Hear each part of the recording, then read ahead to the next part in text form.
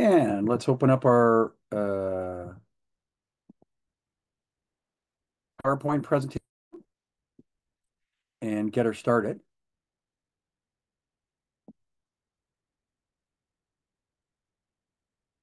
There we go. Hopefully everyone can see the screen okay. It should say legal aspect staffing services on the screen. Yes. Yeah, perfect. Awesome. Okay, so today we're going to be going through one of several modules required for the CPC Certified Personnel Consultant certification. The CPC certification is the only industry-related certification that's available in Canada. There are a couple companies out there that say they've got these certifications, but they're really kind of canned HR type of courses. And if you take the course, they send you a piece of paper, but it's not official. This is the only certification that's available really in Canada. And we modeled the CPC certification originally over 20 years ago, more than 20 years ago, through a US model and an Australian model. And we looked around the world to see what was the best approach to this. And then a group of professionals started to develop the curriculum. There are currently five, now six sessions. So starting later on this month will be the first session for sales. So we've got this recruitment module down here that's going to be offered later on this month, but we've also introduced a sales module, and it's optional. You can either, depending on what your role is in the industry, you can take the recruitment and selection module, or you can take the sales module, and you don't need to be taking your CPC to take the recruitment or the sales module. You can just be in the industry and want to take it because you want that training. Or we've already got people signed up that have been CPCs for a long time, but now that we're adding the sales module, they're signing up to take the sales module with us also. So you're going to see some more marketing for that. And then at the end of the five, there's a minimum of five modules that you have to take. At the end of the 5 or 6 modules, there will be the CPC exam. It's multiple guess, and it's done online. And so you'll have the opportunity then to test your knowledge from the CPC sessions. All of the sessions are recorded, like today's is being recorded. So you can go back and listen to it again and try to get some insights for it. The shared link for the recording today will only be shared with the participants, only shared with you. So don't be afraid to jump in and ask me questions, because it's not as if everybody else in the world is going to be able to hear our conversations later on. It's going to be just for us to go back and review later on. And part of the CPC is understanding what our mission statement is. And so it's, again, not only is this the only certification available, but ACSESS, the Association of Canadian Search, Employment, and Staffing Services, is the only industry association representing the interests of recruitment and staffing services in Canada. And when ACSESS is designed to identify and communicate and monitor industry standards and ethical business practices, so that we can positively influence and protect the regulatory and business environment that we operate in, and for us, for the operators in the industry, and for the people that we serve. You'll find that a lot of interest is shown through ACSESS when there is pending or changing legislation that's going to impact us in a positive or potentially a negative way. And so one of the challenges that we found over the years is that legislators, government, elected officials, bureaucratic government employees don't get it. They don't understand what we do, why we do it, how we do it. And so, very often they'll have advocacy groups of people who are representing underemployed or part-time people or trying to get higher wages for people, and they point a finger at our industry as if we're the cause of that. And it isn't until we sit down with governments and they learn better and understand better what we do and the contributions that we make to the economy and to the people that we serve and to our employees and to our customers and to the effectiveness, the efficiencies, the efficacy of industry in Canada, that people understand better. And then they create better legislation that's more applicable to us, opposed to general legislation that might not really work well for the recruitment and staffing service industry. One of parts of our mission is to promote credibility and visibility in the industry. So we're trying to promote staffing companies to the business community, to governments, and to the general public, including job seekers. And we want to provide you, our members, with strategic support service programs and tools to assist you in achieving your goals and objectives in your personal and professional development and in your business. So every member of ACSESS is a company, and when you are an employee of that company, you get access, ACCESS, to the ACSESS information tools and training and seminars and materials and CPC training and conferences and so on. And every company, when they join the association, they make a commitment to the ACSESS Code of Ethics and Standards. And so the general statement around the ACSESS Code is, as members of the Association of Canadian Search Employment Staffing Services, we, member companies, commit to uphold the Code of Ethics and Standards and to display it prominently in our place of work. We support the principles set forth below and acknowledge that compliance with these principles is in the best interests of ACSESS member companies, their candidates, employees, clients, organizations, and the reputation of the search, employment, and recruitment services industry. In one of the modules that we teach on business, that we offer on business practices and ethics, we'll go through the Code of Ethics and all of the 11 or 12 statements in that Code of Ethics and talk to you a little bit about what they mean and why they're there. So our objectives today are to take a look at the employment standards legislation. Hey, what province are you guys in? Unclick and let me know. We are in Ontario. You're both in Ontario? Yes. You said we are. Do you guys work for the same firm? Yes. Even more. Man, you guys got it all going today, because now when you ask a question, it's like a private corporate question and it's just for you. And so that's awesome. We're going to review the employment standards legislation. We're going to look at things like other things that are related to it, like employee status, co-employment, joint and co-employment liability issues between you and your customer and your employees. We're going to look at some of the legislation around temporary help agencies, some of the special rules around independent contractors, and we're going to talk about them in a way to try to mitigate or reduce any risks that you might create in your business, because when you know your stuff better, then you tend to not make any unwitting or unknowing mistakes. We're going to explain the sections and applications of the employment standards, licensing and special legal rights and challenges that are afforded to temporary help agencies. And of course, at the end of this, we're going to make a commitment to uphold these standards in the operation of our business. So let's first start off with employment standards. The templates that we're going to use today are almost all Ontario. There are some examples for Manitoba and British Columbia and Quebec in here, I think, I know. And they're meant to, because normally we have a large number of people on the line and they come from all the provinces in Canada, but the employment standards have different terminology from province to province, and there are some subtle differences. There's some things that are included in some provinces, not included in others.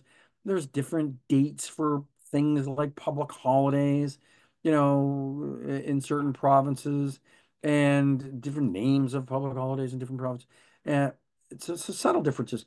But we use Ontario because Ontario tends to be a little bit of a leader, and I don't mean leader in, um, first. I mean a leader in the fact that Ontario doesn't seem to be afraid to implement uh, new pieces of legislation and to look across the country to see what other provinces do and bring them to Ontario. So whatever you tend to see in Ontario, you'll tend to see some of it, if not all of it, in other provinces.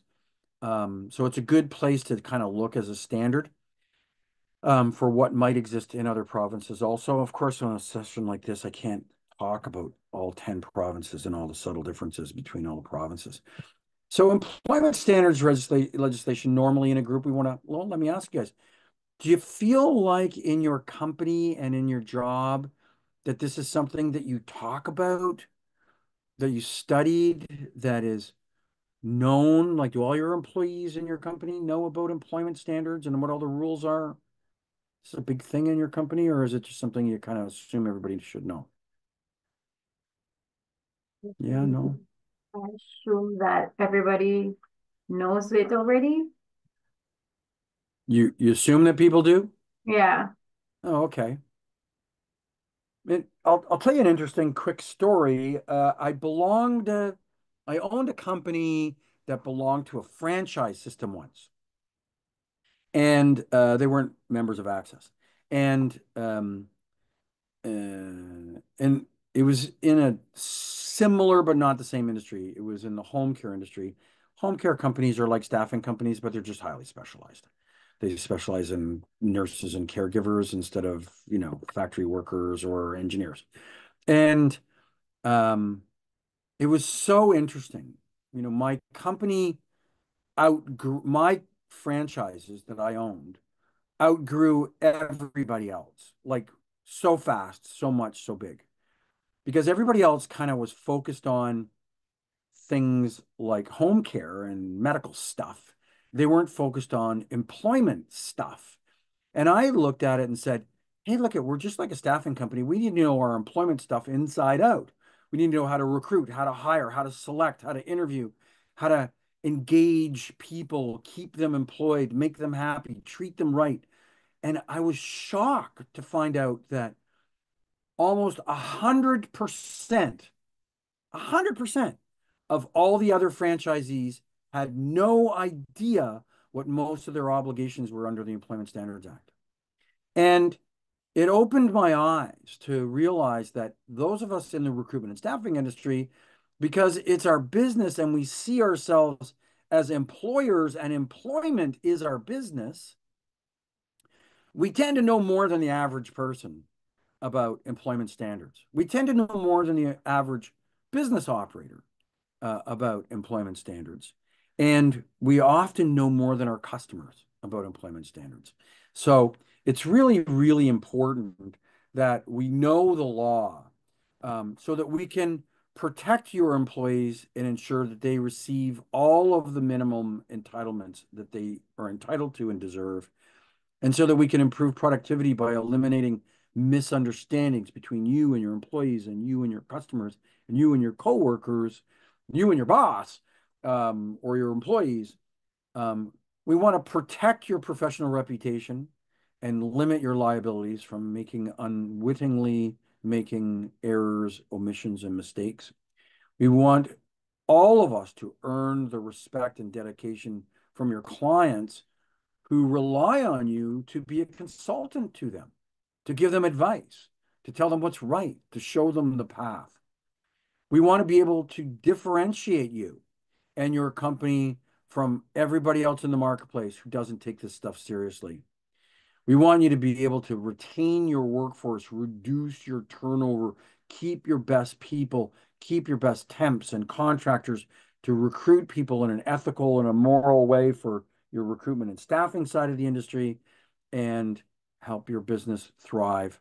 And of course, in knowing the employment standards, we're able to adhere to all of the code of ethics in the ACSESS Code of Ethics. Question: is your business Tell me a little bit about your business. Is it mostly temp? Is it contract? Is it mostly recruitment? And if it is any of those, what are your specialty disciplines that you recruit for, the type of jobs that you fill? For Timmins, what we have here are like contract work, so it's like temporary jobs that we hire for people, but it's Okay. for the mine usually. For mining, Yeah, like gold mining? gold mining. All right. Where are you guys located? Timmins.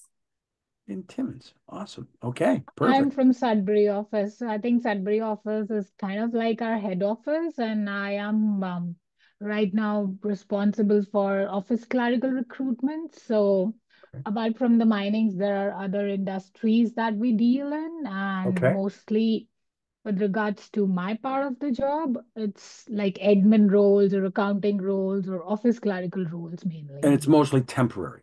Yes, it's mostly temp, and sometimes we also have like temp to perm contracts. So Okay. can be permanent, and we have a separate division for the permanent staffing. So it's altogether a different company, and we both are from the temporary staffing. Okay. And it's a different company or just a different brand? It's our sister company, so they have a different name. It's a different company, I would say. They're legally they're legally set up as a separate company. Yes. Okay. All right. I'll address that later on too when we get to licensing. And Joey, are most of your mining industry recruitment, are they mostly admin clerical to work in the mining industry inside, or are they mostly technical, professional, labor, outdoor? Mostly it's labor, like geologist, technical, vortex, yeah. So more on the Okay. labor side. Okay. And is it more on the professional side, like technologists and engineers, or is it more on the drive the heavy equipment type Yeah, of it's like that. More like drive the heavy equipment? yeah. Okay. Okay, good. That gives me some context so that when I'm talking and I give examples, I'll try to give examples that are more relevant to you guys. Okay, that's why I asked that question. So thank you very much. So first off, we have to take a look at understand that there are four different types of law in Canada. We start off with constitutional law. So you heard people say, oh, that's against the Constitution, or that's in the Constitution, or that's protected by the Constitution. That's in our Charter of Rights and Freedoms, which is a section of our Constitution. And so, um, um, so, so the constitutional law is basically the law that gives us the rules for all of our other laws. So it's the Constitution says these kinds of laws are the responsibility of the province. These kinds of laws are the responsibility of the federal government. These kinds of things can't be, made mandatory by law. These types of things can be made mandatory by law if they serve this purpose. So the Constitution and the Charter of Rights and Freedoms is the law of what I call not being a lawyer, I call it the law of laws. Okay, so it's the place where we go when we think that some law or some decision violated the law of laws. Okay. The overarching standards is set in our Constitution. And then we have what we refer to as statute law. And these are the laws that you and I normally think of. These are the laws like the Employment Standards Act and the Highway Traffic Act. And there are things like criminal laws like murder and drug selling of drugs and theft. So those are criminal laws. And then there's highway traffic laws about how fast you can drive and whether you can drink and drive. And there's employment laws that cover things like employment equity and human rights and employment standards. So those things are all covered in those kinds of laws. And so the statute laws are laws that are passed by the elected officials who are in the jurisdiction that the law is responsible for. So if it's a provincial if the Constitution says, oh, the provincial government is responsible for education, and the government wants to pass a law that has something to do with education, then they would introduce a bill and they would vote on the bill and they'd pass that law and put it into statute, make it a law because the majority of the people in the legislature in the province of Ontario voted for it. And if it's a constitutional law or if it's a federal law, which might have something to do with banks, for example, which are covered by the federal government, then our members of parliament in Ottawa would propose a bill and it would go to first and second and third reading, and then it would get voted on and become royal assent, and it would become a federal law in statute. So that means it's written down, voted on, and put into law, statute law. And then there's something that we call common law. Now, you have probably mostly heard of the expression common law when you're talking about people who are married. They say, oh, these people have lived together for 5 years, they're married, they have a common law marriage.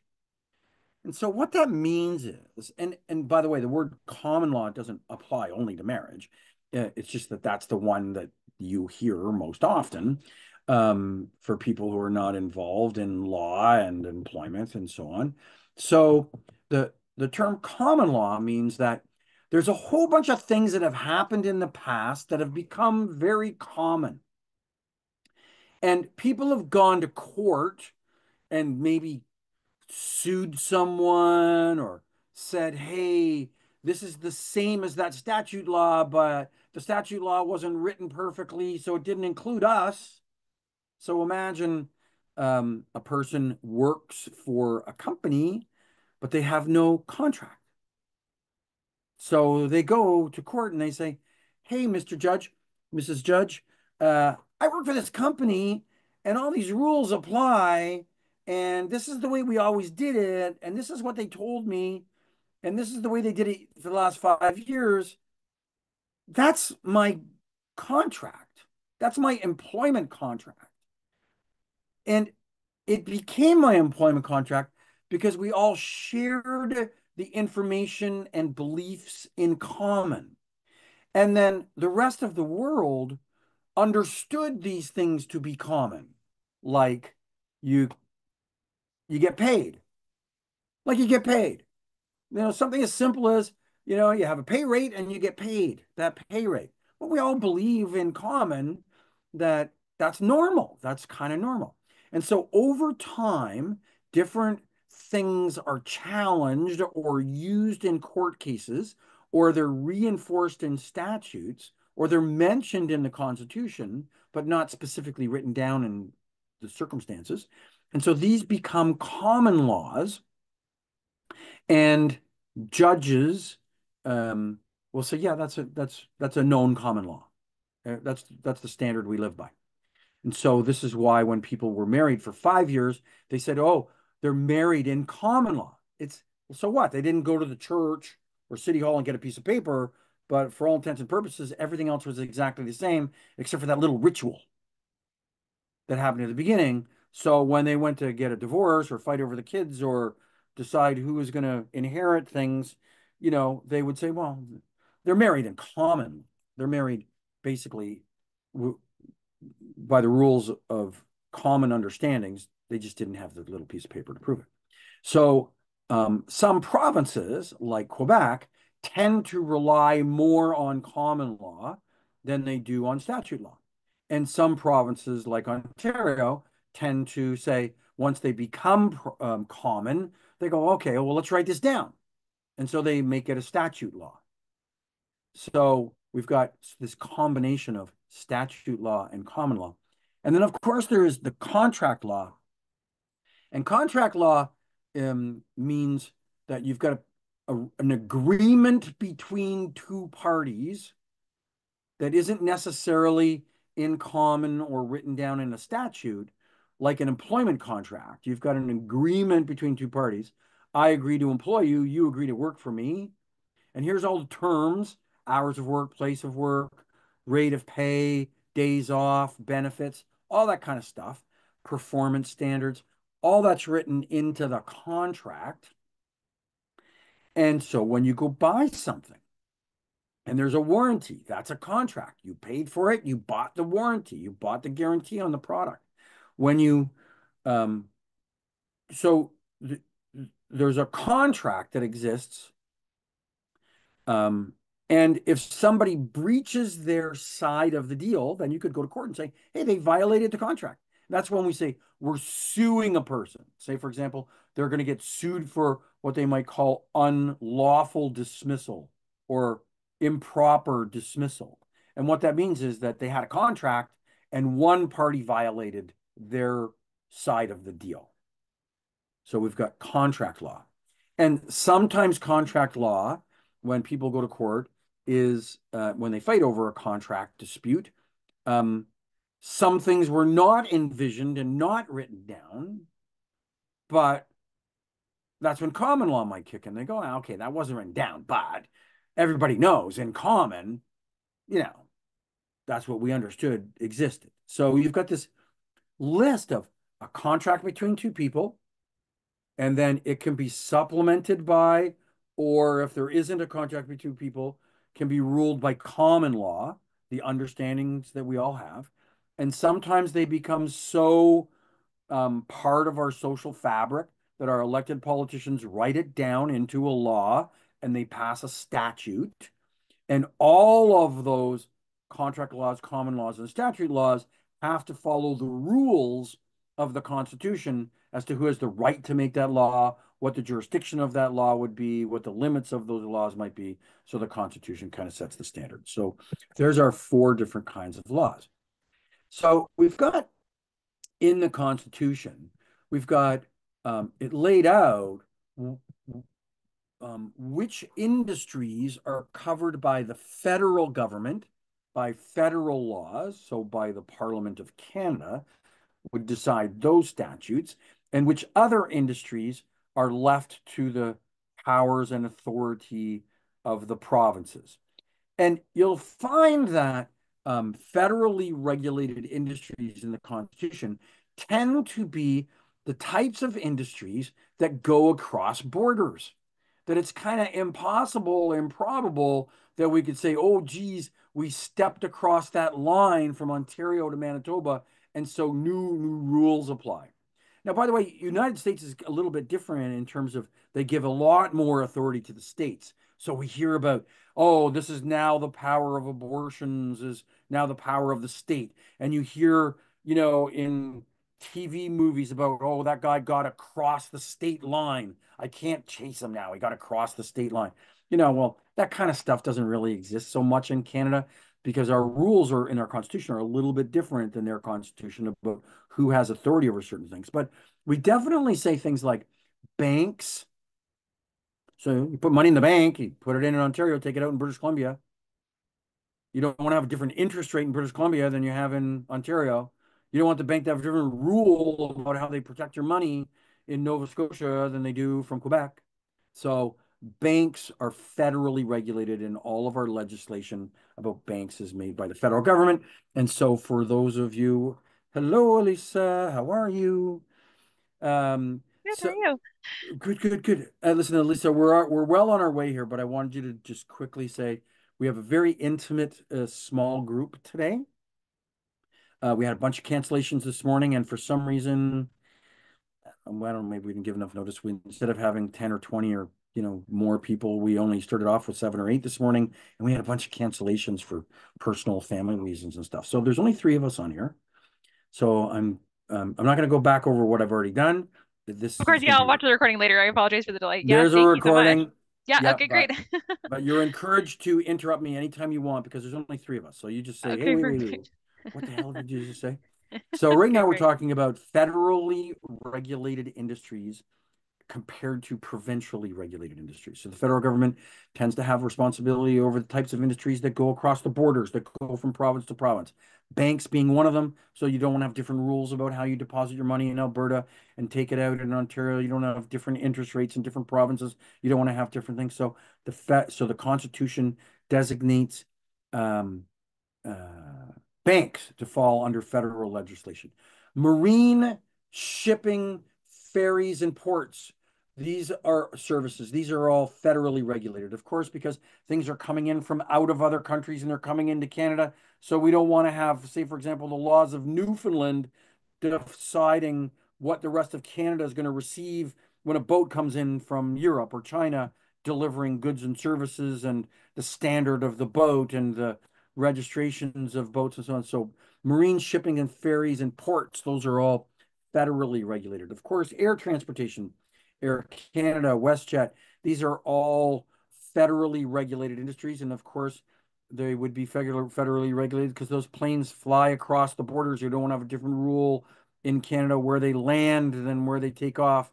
You don't have different minimum wages so that the poor people on the plane get paid differently as they fly across each province. So federally regulated. Interprovincial railways, transportation companies, canals, pipelines, tunnels, all things that kind of cross over provincial barriers, borders. Those are federal decided in the Constitution that they will be federally regulated. Our telephone, cable, radio stations, and telecommunications. So interestingly enough, this whole internet thing is kind of funny because most internet providers are federal telephone type companies providing or Rogers or something. They started off as television broadcasters, cable companies providing internet, and then you've got all these sub companies that are reselling it. So interestingly enough, some of the sub companies, depending upon what they're reselling and how they're reselling it, may be provincial, may be federal, but anybody who's in the provision of the main services are federally regulated.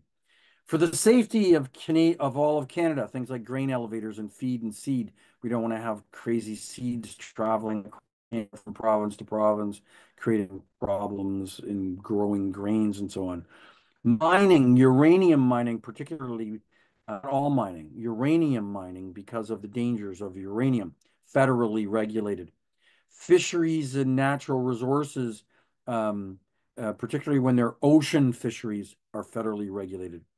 First Nations activities usually start off with federal legislation on the big side, and then some of the provinces stick their nose in there when it comes to certain things like education and health, because education and health are provincially legislated. So things like treaties would be federal, and then maybe some of the services might be provincial, but most First Nations activities are federally regulated. All crown corporations like Canada Post, the post office, federally regulated. And then if there's any private businesses that are designed specifically to only provide a service to these federally regulated industries, they're in there also, right? So, for example, there's a service called CORCAN, CORCAN, which has to do with employment of federal inmates and parolees. Has to do with employment. They have no control over the prisons and penitentiaries, but their only purpose is to provide services to federal parolees and federal inmates. So CORCAN is federally regulated. Whereas if CORCAN were to provide it to the provinces and feds, then they would be provincially regulated because they weren't specifically designed to only serve a federal government service. Does that make sense? So these industries on the right-hand side of the screen are federally regulated industries, which means that if you're in a province and you're in any other industry, like the recruitment and staffing industry, or like maybe the mining industry, if it's not uranium, or the logging industry, or the retail or restaurants, or in web design, every other industry except for those listed on the right-hand side, which, by the way, are most industries. This is a very small list of the 1,000 types of industries that exist. Are provincially regulated. So in Ontario, we have the Employment Standards Act. You can see it down here over Ontario, called the Employment Standards Act. And in the federal government, they have the Canada Labor Code. They're almost exactly the same, or not. I mean, different holidays. So just the other day, we had uh, Reconciliation Day, which was a federal holiday. So the banks were closed the other day. Federal government was closed, but schools and hospitals and restaurants were open because it was a federally regulated holiday, opposed to provincially regulated holiday like Saint Jean Baptiste Day in the province of Quebec, which is unique only to Quebec. It's a provincially regulated holiday. So all of the industries, other than the ones on the right-hand side, are fall under the Employment Standards Act in Ontario, or you can see the slightly different names in different provinces. Newfoundland Employment Standards Act, New Brunswick, the labor standards legislation, Employment Standards Code in Alberta, different names, same thing. So these jurisdictional issues, employment agencies and temporary services, or temporary service agencies, you'll see a lot in the legislation nowadays, the expression TSAs, temporary service agencies, are provincially regulated businesses regardless of the industry that your client is in. So your client could be a bank, but you're a provincially regulated company providing services to a federally regulated industry, company, regulated company. Your customer could be a software designer who's provincially regulated. So we're still a provincially regulated company providing services to a provincially regulated company. Your customer could be in a different province.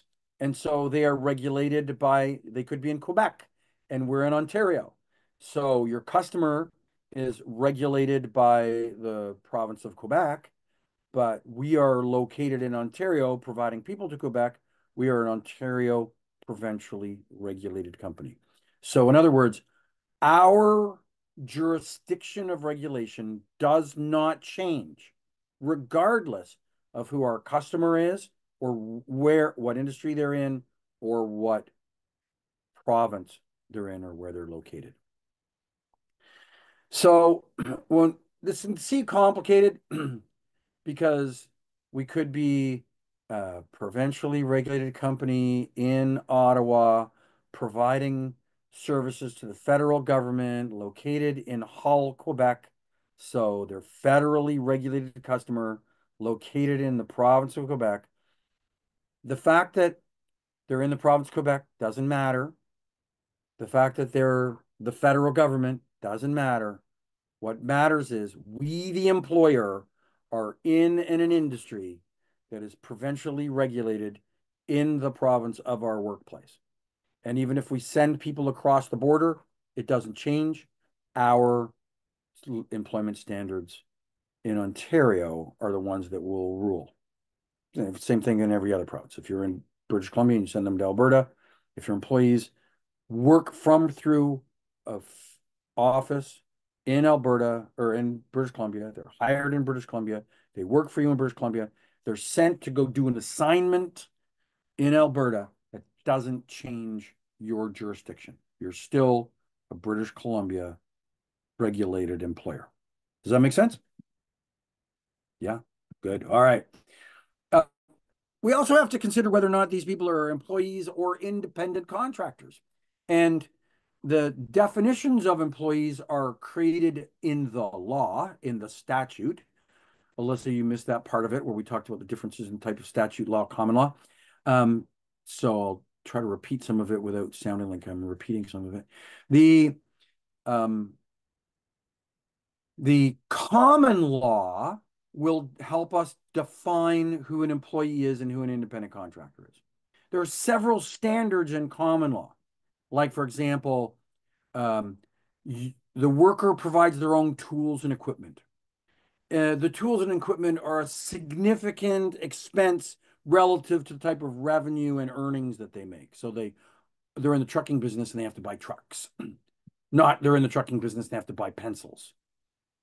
So the pencil wouldn't necessarily make them more of an independent contractor, but owning the truck that they drive to deliver the stuff might help to define them as being an independent business because it's a significant ownership of tools and equipment. The issues of integration. Do you look, smell, and taste like all the other employees? Can you tell the difference? Are they treated the same or are they treated differently? So if they're integrated just like an employee, given a uniform, a desk, a place to work, an extension, and a business card, they look more like employees in common law. And if they work at their own place of business and they do their work at their own place of business and they have their own business card and their own company name, then they look more like an independent contractor. So we've got things like risk of economic loss. So if the person provides you with a service, but they might do it at a loss, cost them more to provide the service to you than what you paid them, they look more like a business. But if they're an hourly paid or salary paid employee and they get paid the same regardless of whether or not there's efficient decisions made, then they look more like an employee. So risk of economic loss is another test.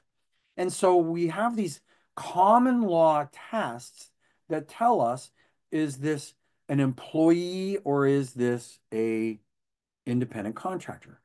We'll talk about this more later on, but interestingly enough, in Ontario, the question also, in most provinces, the question arises not only is, are they an employee, but if they're an employee, whose employee are they? Are they our customer's employee or are they our employee? If they were our customer's employee and they were under direction, control, and supervision of the customer, because direction, control, and supervision is part of the common law test, and if they sat them at a desk and gave them a phone and gave them an extension and even gave them a business card or made them wear a uniform or a hat, the company hat, used the company equipment. So now they look like an employee. So now the question is, whose employee are they? Are they, now they look more like an employee. They're not, but they look more like an employee. Are they employee of the customer? They look a heck of a lot more like, in Ontario, they decided to write it right into statute. So not common law, but written right into the law, into the Employment Standards Act, that if you are provided through a temporary help company and you are an employee, then you are the employee of the temporary help company. You are not the employee of the customer. They wrote it right into the law because there were so many arguments going on in common law, and people would come up and say common law test, and it got so confusing, and it seemed as though the employees had the potential to be treated unfairly because they would be potentially having a different employer regardless of where they went to work. They went to an assignment here. This employer, different rules. That employer, different rules. Eventually, the government came along and said, nah, let's just write it into law. Tell everybody, forget all that common law stuff, that if you're an employee, you're an employee of the staffing company. Now, they didn't come along and say, but everybody who works for a staffing company is an employee. They said, if you're an employee, then you're an employee of the staffing company. So you still have to meet the standard of being an employee, which almost everybody does. But there are independent contractors that work in our industry, and we do hire independent contractors and send them to our customers. So the law is not intended to treat an independent contractor as an employee so that they lose their independent status. But the law is intended to say that if you are an employee, let's not have a dispute over who the employer is. The employer is the temporary help company. So we end up, once we have these employees in the Employment Standards Act, decide what some of those minimum standards are for those employees. So they tell us that we have to have posters and postings and things that tell us, that make people know, hey, you're an employee and you have rights. And there's hours of work and eating periods and rest periods that are defined in the law. You can give more, but you can't give less than what it says by law. So you can write an employment contract under contract law, but it is defined by minimums in the statute, the Employment Standards Act. So you can write a contract for somebody that provides the same or better than the statute, than the Employment Standards Act, but you cannot, what they say, contract a person out of the law. In other words, you can't say, yeah, but we have a contract that says that you don't get overtime pay. The law says you got to get overtime pay after a certain number of hours, 44 in Ontario. You can't write a contract that says that you don't get overtime pay. You can't contract someone under the law. However, the law also says that if the employee agrees in advance to an employment terms of an employment contract, that on balance, the total sum of the attributes of that contract are better than the law. So in other words, hey, we don't pay at 44 hours overtime. We pay 80 hours over 2 weeks. So if you work, so say you might work in a hospital on 12-week shifts, or you might work in out in the wilderness on 3, days in a row off in the wilderness. And you got these weird sort of say, when do you work? When do you not work? When did you stop? When did you start? You're a firefighter and you go to the fire station and you sleep there. Do they count the sleep time? Do you get paid 24 hours? You get paid by the shift? Like, how does that work? And so you can sign an agreement that will allow you to say, hey, look, I agree that this rule about getting paid basically 40 hours a week instead of 44, because I got overtime for 80 hours on a 2-week period instead of 88 on a 2-week period. So I'll agree to that, because in the 80 hours over 2 weeks is better than 88 hours if it's 44 and 44. So you can kind of sort of go different than the Employment Standards Act. And if it was looked at all by itself, it might look like it's less than the employment standards. But if on balance, the sum of the changes together as a package are deemed to be better than the employment standards, then you can write a contract that will, on each individual item, might seem like it's less. So long as, those 4 things are better and that one thing is less, and we agreed to put it together as a package. You tend not to see that in regular employment contracts.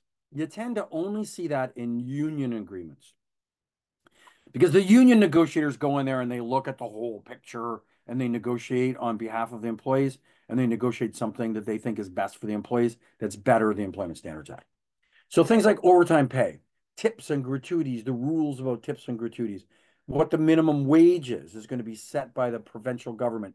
Unless you're in a federally regulated industry, then that will be set by the federal employment standards legislation, not by the provincial legislation. So it's possible that the minimum wage for a person working in a bank is more or less than the minimum wage of a person working in an employment agency, because the bank is federally regulated. That falls under that legislation. The employment agency is provincially regulated. That falls under that legislation. And we're going to see a screen later on that shows that different provinces and different places have different standards for minimum wage. Things like personal leave, pregnancy leave, family caregiver leave, family medical leave, critical illness leave, crime disappearance leave. All of these types of leaves, different provinces have different leaves. Your kid gets kidnapped, your mother gets sick. All of these kind of leaves are defined in the legislation. They usually don't guarantee that you get paid to take time off, but they usually guarantee that you can't lose your job if you come back within 5 days or 7 days or 3 days or whatever number of days is written in the legislation. The public holidays, Christmas Day, Boxing Day, New Year's Day, Family Day,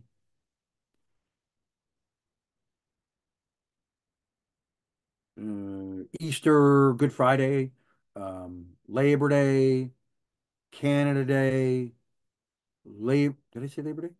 I didn't, I meant to say Victoria Day, sorry.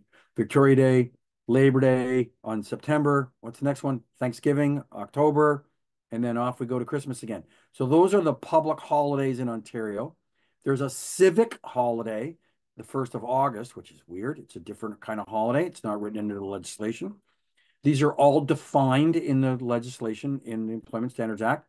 And it also defines who gets paid to take the day off and how much you get paid if you work that day. Things like hours of work and breaks and how much you get paid if you get fired, in termination pay and severance pay, equal pay for equal work. There's special legislation in some of the provinces like Ontario that apply only to temporary help agencies, and all of the rules about enforcement and compliance and penalties, they're all written into the statute, into the legislation. So we can see that from a minimum wage standpoint. I like to use this Retail Council of Canada because they literally update it the day their map, the day that the legislation changes. You can see that each of these provincial governments has different minimum pay rates. So the minimum pay rate in Ontario as of today is $17.20. But if you work in Saskatchewan, the minimum pay rate is $15 an hour. Now, only a certain small percentage of the population ever gets paid minimum wage. Most people get paid more. But if a company is going to hire a person at the minimum wage, they cannot pay people less than these numbers. And there's lots of controversy over what minimum wage means. Some people think that the government should not be setting minimum wages, that it undermines our competitiveness in the world. Other people say we have to have minimum wages because if not, unscrupulous, immoral employers will pay people unfairly. Some people say that if you raise the minimum wage, it has a trickle effect and it increases through all of the jobs. And so people earning twice that amount of money end up getting a raise and it causes inflation. Other people say, no, there's price inflation and the cost of goods and services like food go up. So we need to force people to push the wages up so that it keeps up with inflation. Otherwise, we actually have a real decrease in our wages. So there's lots of issues, lots of discussion, lots of studies, lots of controversies, and lots of different beliefs over whether there should be minimum wages, what they should be, and how they should be changed. I don't know if this number is correct. April 1st, I think so. So April 1st, 1717 was the change to the minimum wage in 2024. And you can see that 1717 is much different from all of these other provinces. So the federal government tends to be right now at the high end, Nunavut being $19, Yukon 1759, Ontario 1720, every other British Columbia 1740, all the other provinces below 1717. So if you're a federally regulated industry like a bank, then 1717 is the number. If not, if you're provincially regulated, you get paid according to each province's thing. So how are these numbers set? So here's an example. Manitoba passed a law in statute that said, this is how we're going to manage our minimum wage. So several years ago, they said, we're not going to get in here and argue over what the number should be every year. Let's create a formula. And they passed a law that said, this is how we're going to calculate the consumer price index, inflation, the change in prices, and we're going to make sure that the minimum wage at least keeps up with the change in prices. And so they came up with this law. So Manitoba's minimum wage increased to $15.30 in October of 2023. That was the inflation was so high in 2023 that it was actually the second time that year. As soon as it cracked a threshold, the formula kicked in and said, okay, it went beyond 3%, we got to give them a raise. And then when it went another 3%, we got to give them a raise. And so their law said that once you get a certain 3% increase, you got to have a raise. And if it doesn't, then every year in October, we take a look at, is it 2.1%? You got to give them a raise, 2.1%. So it was raised again to 1580 just a week ago or so in Manitoba. So there's a set by a law that has a formula. Saskatchewan's minimum wage had a schedule. So they decided in advance, like 3 years in advance. All right, on this date it's going to go 13. This date it's going to go 14. On this date yesterday went to 15. So they said, we're going to guarantee a $1 increase every year for the next 3 years. So that's the way that province decided they were going to come up with minimum wage. So, we have a conversation, we have a discussion, the three of us turn off from each, we have a conversation with how is it decided. It's decided by the elected politicians. They come up with a method to determine what the minimum wage is. It is updated as often as they want. In other words, they could pass a law that says once a year. They could pass a law that says once a year, or unless it goes past 3%, then we must do it. Or they could be like Ontario used to be, where the politicians would argue about it and then they'd want to get reelected. And so they'd say, oh, we're going to increase the minimum wage. Please vote for me. And then they'd get elected and then the new government would change it. So sometimes in like the 80s and 90s, we only had minimum wage increases like every 4 years because it was all part of the political discourse and the discussion about getting reelected. It wasn't tied to anything except for people getting, elected for their jobs. There are some special provisions with respect to age. So younger people under the age usually of 16 can have different minimum wages. Provinces will set that. There are certain industries like restaurants where there's tips. They can have different minimum wages for that. So it's important to know in your industry, typically in the recruitment and staffing service industry, well, it's all the same for all of our employees for minimum wage. It does not change depending upon what type of people we're sending out. Okay, so if we're in the recruitment and staffing industry and we send out a waitress, we don't deal with the waitress minimum wage thing, I don't think. We deal with the employment agency minimum wage, which is higher, not lower. Okay. If we're in the restaurant business, then waiters and waitresses, yes.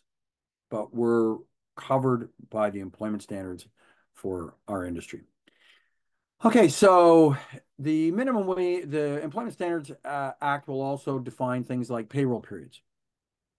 They tell us, you got to have a schedule. The schedule can't be any longer than 30 days, and you have to keep the schedule. You have to pay on the dates that you promised to pay on. You have to give wage statements. Those wage statements can be electronically, or they can be in some kind of lookup thing, log into my account. They can be printed statement on a stub on the check. It talks about court orders and what we need to do with respect to court orders when we receive them.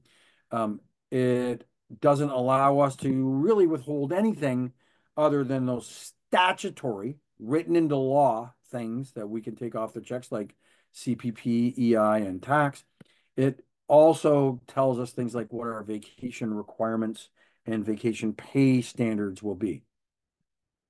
If we're going to have any other kinds of deductions, like uniform deductions, loan repayment deductions, housing deductions, whatever it might be, then you have to have a written agreement in advance. You have to specify in that written agreement the amount, the method of deductions, and it's never allowed to include losses or faulty work unless it's a person who works.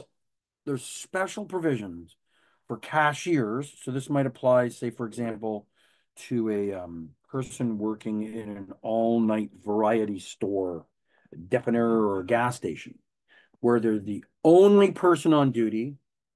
They're the only person that's got the ability to put money in and take money out of the cash register.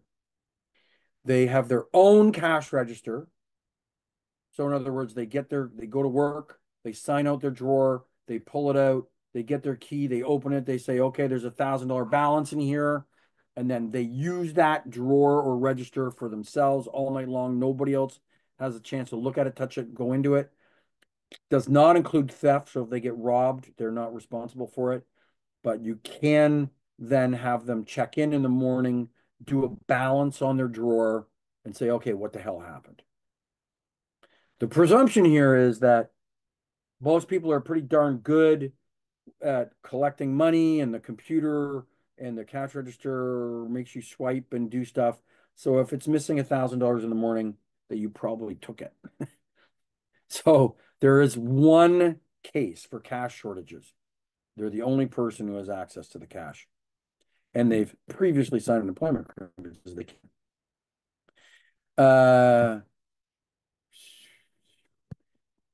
We cannot charge fees or make payroll deductions to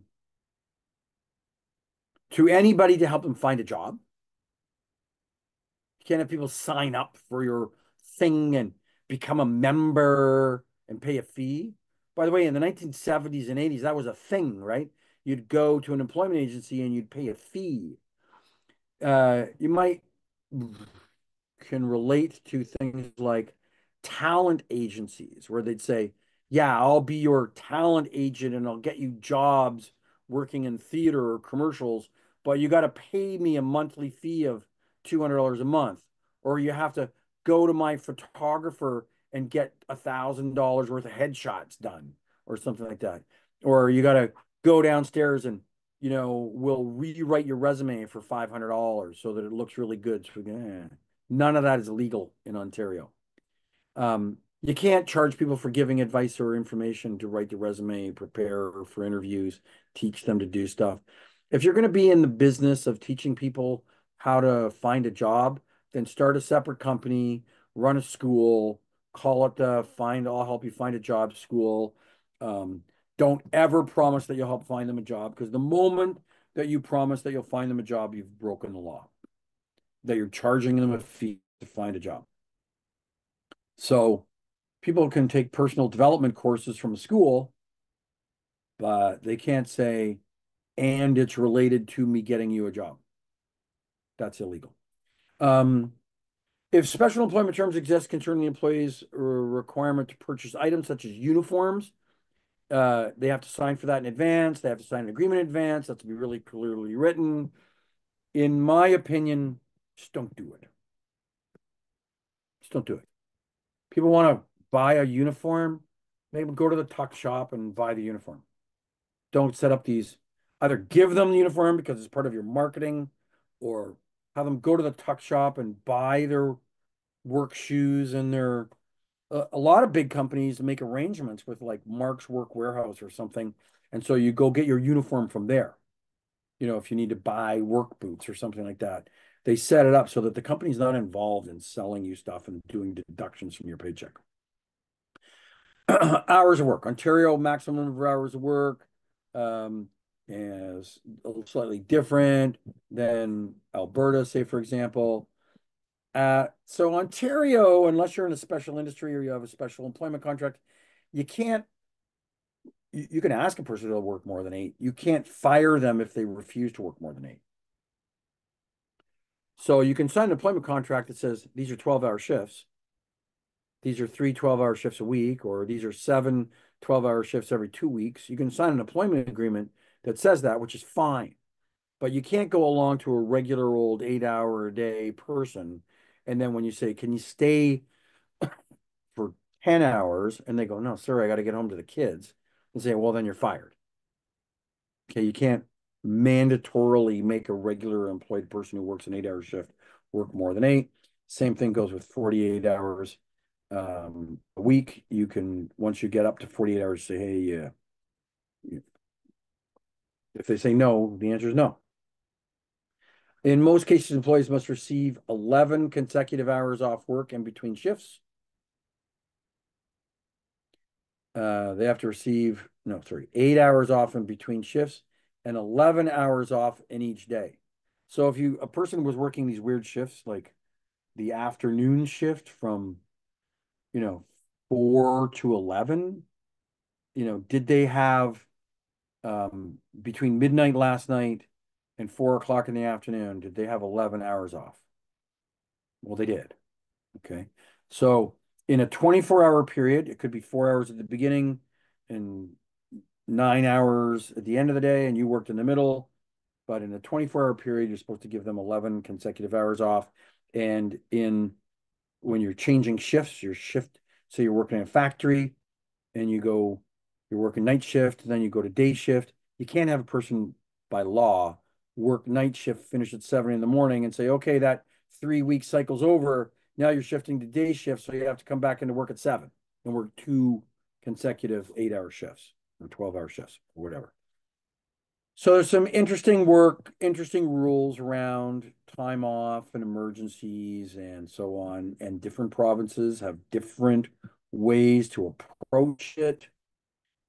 And also, if you have an emergency situation, a fire, a flood, a broken down truck, somebody's sick, you can do it. You can require somebody to do it once or twice, but emergencies don't become part of your regular business process.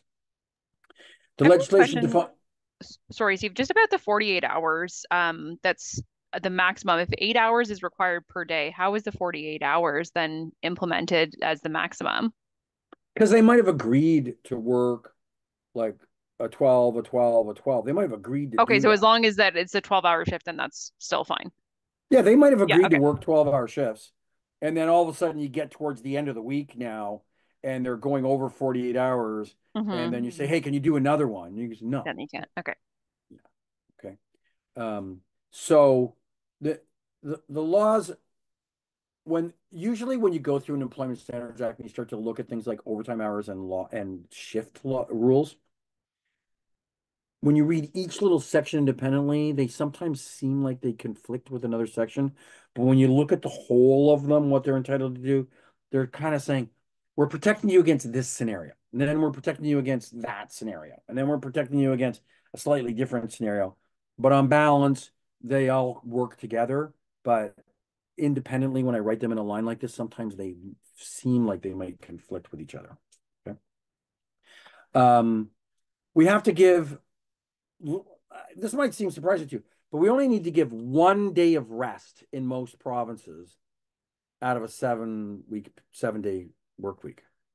So you can employ somebody to work 6 days a week. They probably won't like it. They may not work for you. But we're not breaking the law when we say there's a 6-day work week out of a 7-day week. We're only required to give one off. So theoretically, you know,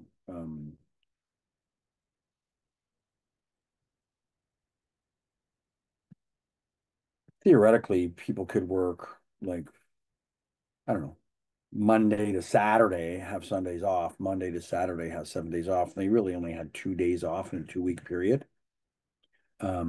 Most people don't do that. We have this other thing that are, so for example, in Alberta, Alberta says you have to have 2 consecutive days of rest in a 2-week period, which means, this is the example I was going to give you earlier. You could work Monday to Sunday, and you had Saturday and Sunday off, and then Monday to Sunday, there's a 2-week period, um, uh, and you have your 2 consecutive days off, and then you could not have the next weekend off, but you did the following weekend, and that captured that 2-week period. So it probably sounds confusing, but at the end of the day, that's the equivalent to 1 day off per week, except for you got the 2 off in the middle side by side. And then 1 day off per week, but you got the 2 in the middle side by side. So Alberta basically says, yeah, okay, you can have 1 day off, not 2, but they better be 2 days in a row, you know, in a 2-week period. Or they better be 3 days in a row in a 3-week period, or 4 days in a row in a 4-week period. So in Alberta, where there's lots of people working in remote locations, like say going into camp, flying into the oil rig or something, they say, okay, fine. You fly in there for a month, you stay for 28 days in camp, or 26 days, but you get to go home or take off 4 days in a row, which is before you have to work again, which is the equivalent to 1 day a week. So Alberta has got somewhat similar rules 1 day a week, but they've bundled them up to reflect the fact that there's a fair number of people working in remote locations and in camp and doing that kind of stuff, working on farms, going, whatever it might be. Overtime rules in most provinces are 40 hours, but not all, 44 hours a week, but not all provinces, or some of them are 40, some of them are of different rules. So let's zoom on down to, BC time and a half for their regular pay. I'm going to find a table. Oh, here it is. Oh, here. Okay. So BC's got really interesting rules. This person goes ahead and works 8 hours on Monday. No problem. Regular hours. They get paid for time and a half when they worked 10 hours on Tuesday, because the law in Alberta says you get time and a half for anything over 8 hours a day. So even though if they only had worked Monday and Tuesday, they would have got 8 hours on Monday, because you're allowed to work up to 8 hours. But they would have got 8 hours of regular pay on Tuesday and 2 hours at time and a half on Tuesday. Even if that's all they did in the whole week. And then on Wednesday they work 6 hours. So you don't get to use Tuesday's extra hours against Wednesday's 6 hours. Tuesday was 10 hours. Wednesday they work 6. And then along comes Thursday, where they work a 13-hour shift. Well, in British Columbia, you get time and a half for everything over 8 hours, and you get double time for everything over 12 hours. So interesting, if we look over on the right-hand side, we'll see the number 37. In this unique scenario, this person only worked 37 hours. But they got their 8, 8, 6, and 8, 24, 30 hours paid at regular time. They got 6 hours, 2 and 4 on Tuesday and Thursday, paid at time and a half. And they got 1 hour double time. So British Columbia has some very unique rules that differ, say, from example, in Ontario, where they just use the thing and they say, and you can't force a person to work over 12, or you can't force a person to work over 8 if they don't want to. So different approaches to the same kind of issues in different provinces. I'm not going to go through all the provinces, and I'm not going to make you memorize them here, but it's important to know, 1, provincially regulated for our industry. 2, every province has a different set of rules, and they come under their Employment Standards Act or their Provincial Labor Standards Code. 3, these rules change. They're in statute. They're not in common law. So elected officials can vote in their legislature, House of Commons, or whatever, or in their legislature, and they can change those rules. And 4, usually they're based around 44 hours per week, or 40 hours a week, or a certain number of hours per day. Those are the kind of standards. I don't remember, maybe it does say 40. There's a question in the exam for 44 hours in Ontario, but it doesn't ask you to memorize every province and every set of unique rules. It's important to understand how the rules are made and what you need to look up. Minimum hours. So some provinces have got minimum hours saying you cannot require a person to come to work for less than that number of hours. They can agree to. They can say, yeah, I'll be a crossing guard and I'll work for 1 hour every day in the morning and 1 hour every afternoon. In the afternoon, I'll take that crossing guard job. They can agree to work shorter shifts, but you cannot fire a person or require a person. If you hire a person for a regular job or a regular part-time job and you say, hey, your shift is 2 hours, and they say, no, my contract doesn't say that I agreed to work less than 3, you can't fire them for it. Interesting, what happened in Ontario is that when Kathleen Wynne was going to lose the election for the Liberals in Ontario like 7 years ago, she started making a million promises. I'm going to fix this and give that and force employers to do this and force them to do that. And they passed some legislation, that said, and they come in effect after we become elected, like next year. The election was like in October, and they're going to become effective in May. So in other words, giving everybody notice when these things would come. Then she lost the election, and Doug Ford's government, the Conservatives, came along and immediately repealed all those laws and said, we're changing the laws and throwing them out. So Ontario was 3. Kathleen Wynne promised to change it to 4. And then Doug Ford came back and said, no, we're going back to 3. We're going to take a break in 10 minutes, for 10 minutes. Just so you know, we try to plan on a 2:30 break. We're going to get started up again. It's 2:40. We're going to get started up again. Don't forget that you can interrupt me anytime. I really appreciate the questions, and it makes me feel like at least somebody's listening. All right, we're going to talk a little bit about written agreements. Written agreements between a temporary and staffing service can identify any exceptions. So, for example, there's things like overtime agreements, special hours agreements, bundled week agreements that theoretically you can go to the Minister of Labor and you can say, hey, this is standard in my company and this is the way we work. Can we, have this exception? So, for example, you can have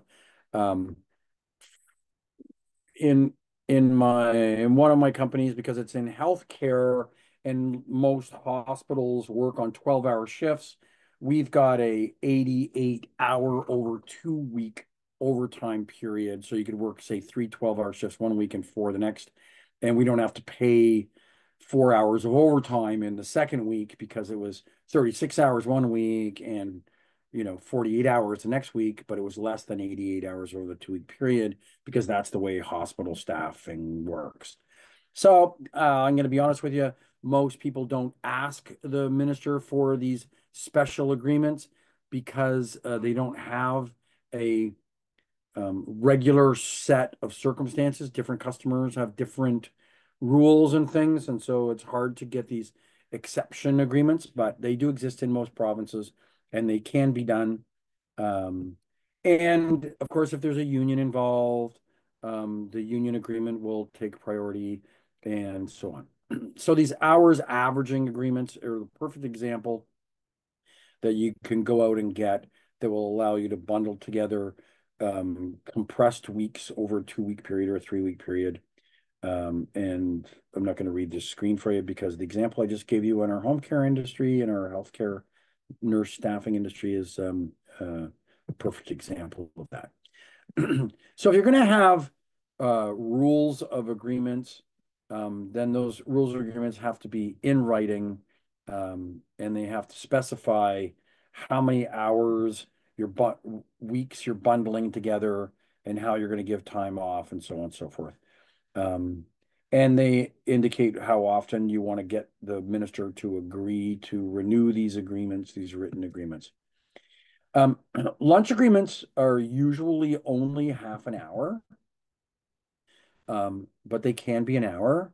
But the ministry usually says half an hour. And in some provinces, it's you must give somebody a half-hour break after 5 consecutive hours of work. So in an 8-hour day, there's 1 half-hour break in there because you got 5 hours and 3 hours. They do not, most ESA agreements do not cover coffee breaks. So if a company has a policy, like a lot of factories and warehouses might have, that you've got a 15-minute break in the morning, an hour break or a half an hour break at lunch, and a 15 break in the afternoon, those coffee runs, those coffee breaks are not written into the legislation. They can be a policy and a practice that you get a paid 15-minute break. When I was a student, I worked in a factory, and the 15-minute break was based upon when the horn went off from the coffee truck. So when the coffee truck pulled in the back of the lot and they honked the horn, that's when the 15-minute break started for the morning and the afternoon. But the lunch hour break always started at exactly the same time and finished at exactly the same time. Vacation entitlements. So most provinces have 2 weeks after the end of the first year. Some provinces have more vacation. So, for example, In Ontario now, it's in the law that if you worked for 5 or more years, that it increases to 3 weeks vacation. 2 weeks vacation happens to work out to be exactly 4% of your wages. So if you had exactly the same work week, week on, week out, and you worked 50 weeks of the year, 4% of 50 weeks is 2 weeks. And so it works out to be 4% of your wages. You can't give a person, you can't force a person to work in exchange for the vacation pay, but you can ask a person, for example, this is very common in the temporary help industry, that they sign an employment agreement that says they're going to get 4% vacation pay on every check, or after 5 years, 6% vacation on every check, because they're not going to be around for 50 consecutive weeks.